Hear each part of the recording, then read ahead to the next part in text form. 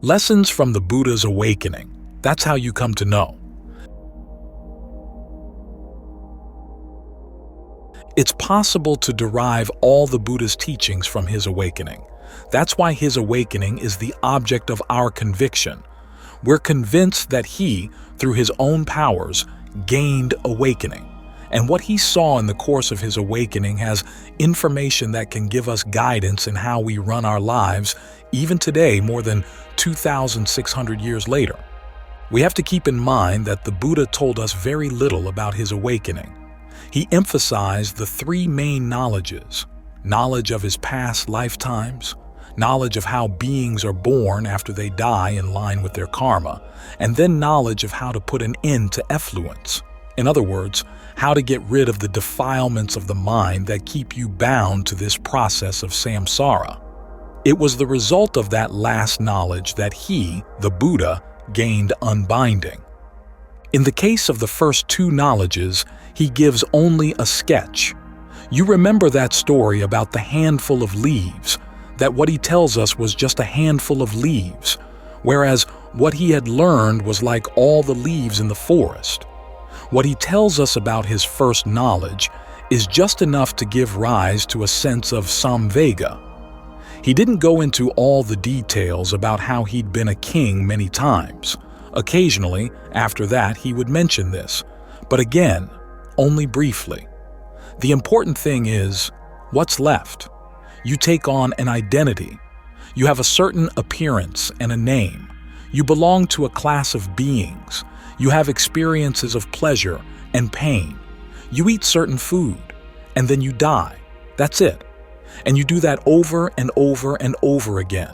That's the information he conveyed again for the purpose of Samvega. Later on in his teaching career, he would elaborate, but again, it was all for the purpose of Samvega. Think about his simile of the ocean. The tears you've shed over your many, many lifetimes are more than all the water in the oceans. And that's just, say, over the death of your mother, over the death of your father, you've shed tears more than the water in all the oceans. Over the death of a son, more than all the waters in the oceans. The same with the death of a daughter, a brother, a sister.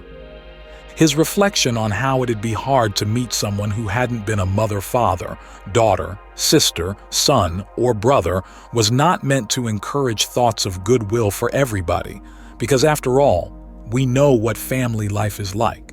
It has its positive and its negative side. But just the fact that you've had those close relationships so many times and then they end and get scattered apart.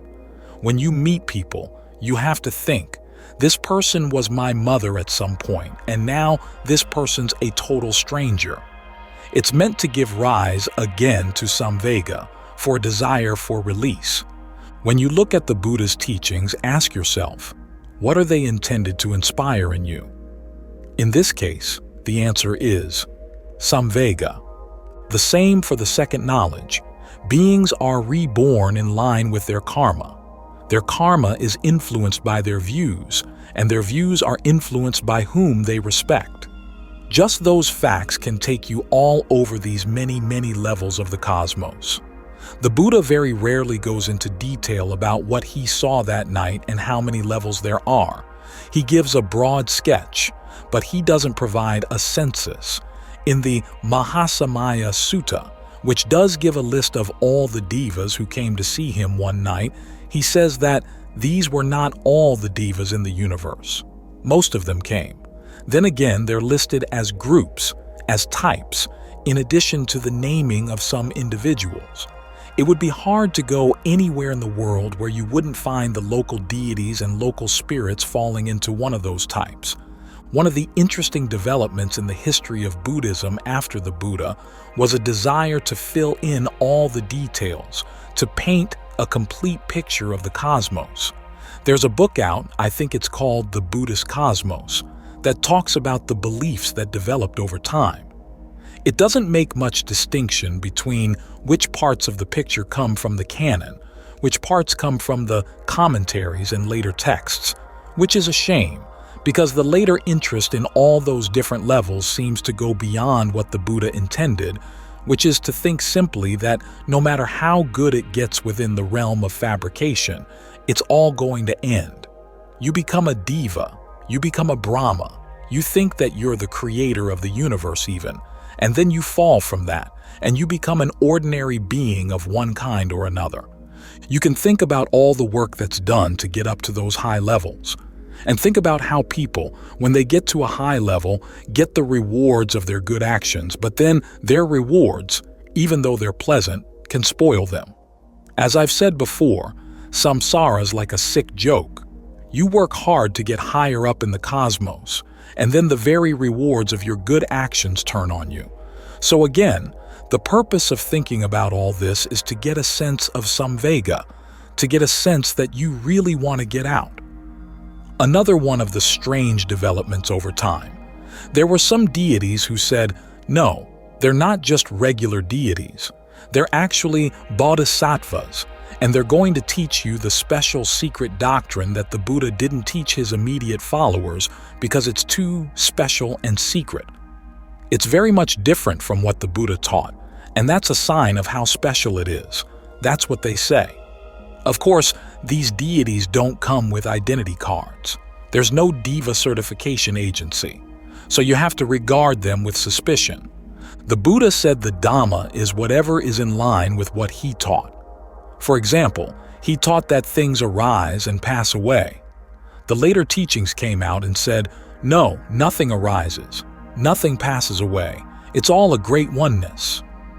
But if everything were a great oneness, what are we doing here? The Buddha said of the things that arise and pass away, and especially suffering, it's real, not other than what it seems to be.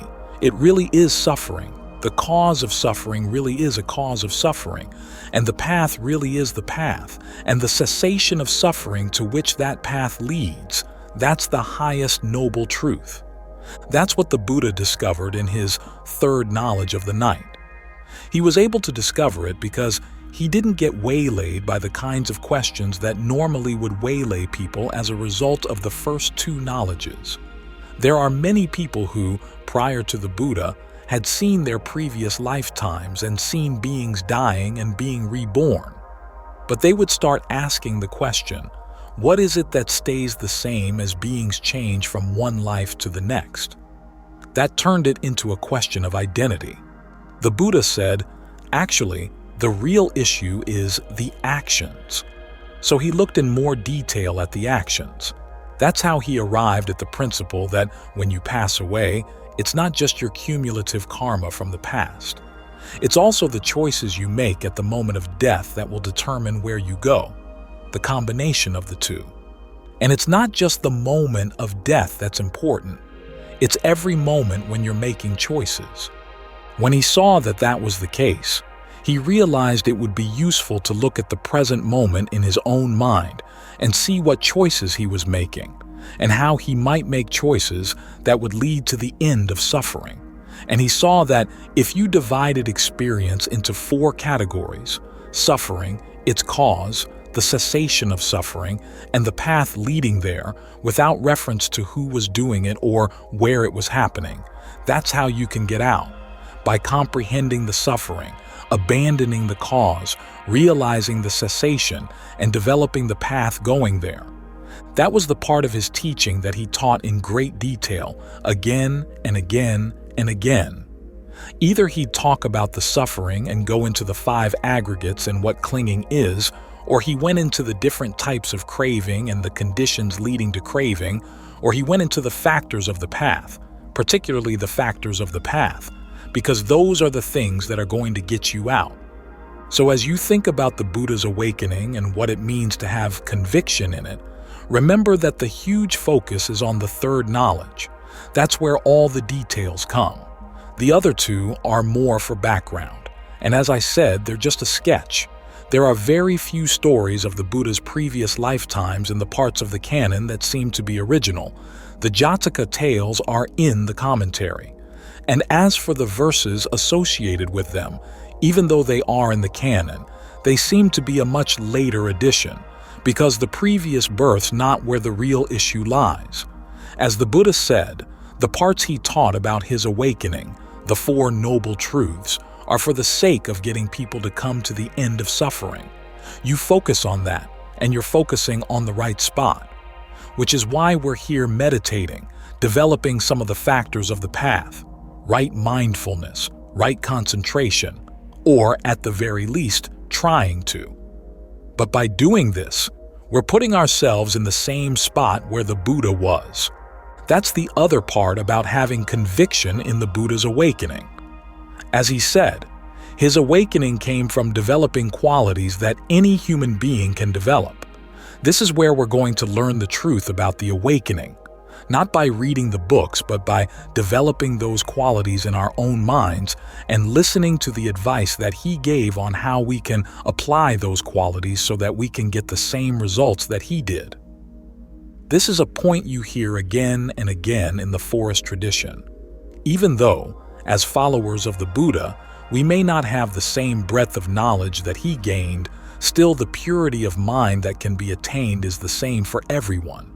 You'll know whether that's true or not only if you really give yourself to the path, which demands that you learn how to be very observant. This is why the forest masters don't explain everything. There's a passage I found in Ajahn Chah's talks. He had a Western disciple who was always asking questions. What's this? What does this mean? What does that mean?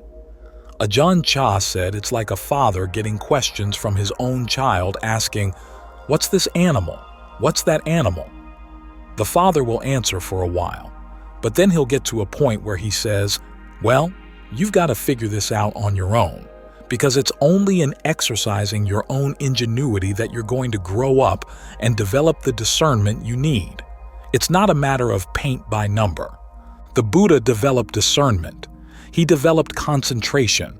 You've got to develop discernment and concentration through the two qualities he said were necessary for every follower on the path. That you, 1, be honest, and 2, be observant. You commit yourself to the path, and then you reflect on what you're doing. That's how you come to know. That's how you come to know.